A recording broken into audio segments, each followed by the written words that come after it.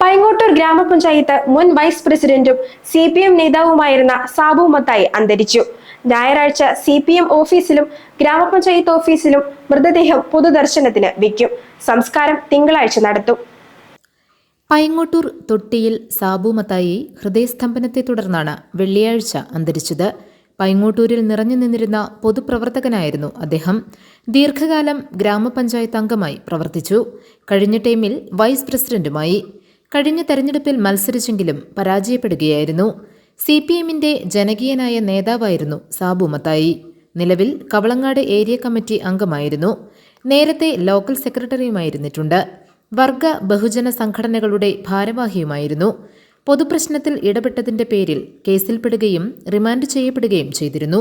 സാബു മത്തായിയുടെ മൃതദേഹം ഞായറാഴ്ച ഉച്ചകഴിഞ്ഞ് 3-ന് CPM ലോക്കൽ കമ്മിറ്റി ഓഫീസിലും 4-ന് ഗ്രാമപഞ്ചായത്ത് ഓഫീസിലും പൊതുദർശനത്തിന് വയ്ക്കും. സംസ്കാരം തിങ്കളാഴ്ച രാവിലെ 11-ന് Chathamattam Carmel Saint Peter's and Saint Paul's Orthodox പള്ളിയിൽ നടത്തും. GTV news, Paingottoor.